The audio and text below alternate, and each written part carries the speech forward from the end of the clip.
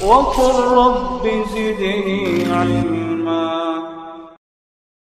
Al-Quran metodenya selalu seperti itu. Ketika menyebutkan orang-orang yang seperti ini diancam kekal di neraka, maka akan dibarengi dengan orang-orang yang seperti ini kekal di surga. Orang-orang yang seperti ini diancam siksa yang berat, orang-orang yang seperti ini dijanjikan kemuliaan oleh Allah. Seperti itu. Nah, sehingga orang iman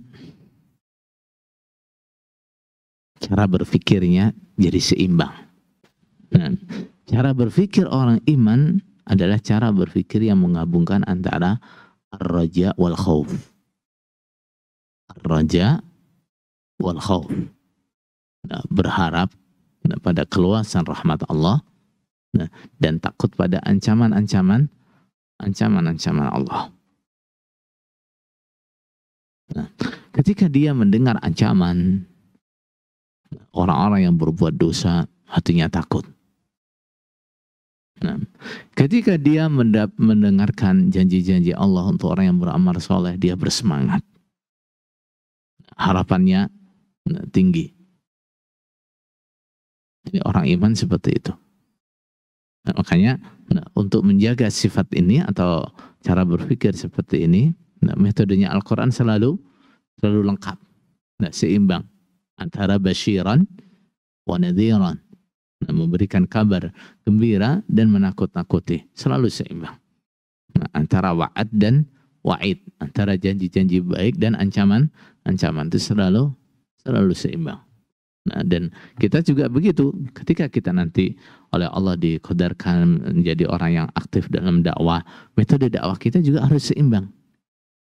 Ya, jangan hanya menekankan kabar-kabar jelek, kabar-kabar ancaman, atau sebaliknya yang disampaikan hanya kabar baik, janji baik, jangan. Ya, karena apa? Ketika metode itu tidak mengikuti metodenya Al-Quran, maka hasilnya pasti akan negatif. Nah, misalnya, orang-orang yang dalam dakwahnya yang banyak ditekankan adalah ancaman-ancaman, begini kafir,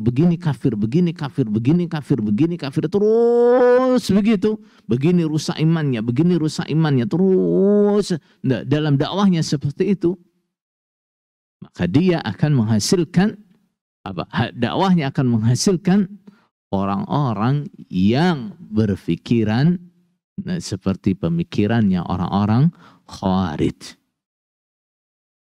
Nah, orang-orang Khawarij, mereka dalam melihat dalil seperti itu, yang dilihat apa? Ancaman.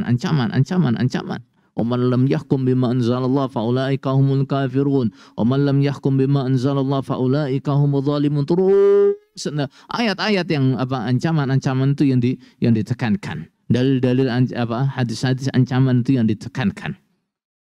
Akhirnya apa? Dikit-dikit kafir gitu.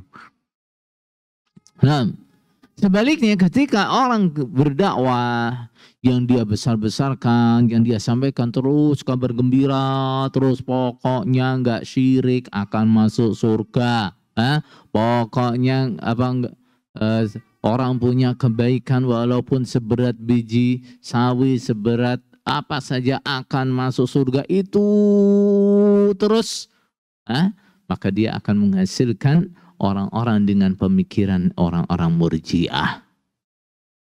Nah, untuk menghasilkan orang-orang yang berpikiran seperti Ahlus Sunnah wal Jamaah, apa tuh? Madhabnya dalam masalah pelaku dosa besar. Pelaku dosa besar itu adalah orang iman yang kurang imannya, orang iman yang cacat imannya.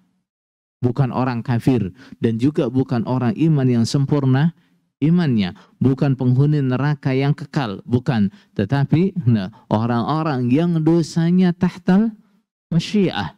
Nah, untuk menghasilkan orang-orang dengan pemikiran seperti ini, dakwahnya harus seimbang seperti metodenya Al-Quran. Ada basyiran wa nadhiran, ada wa'ad, ada wa'id. Ada ancaman, ada janji-janji baik. Nah, metode Al-Quran seperti itu.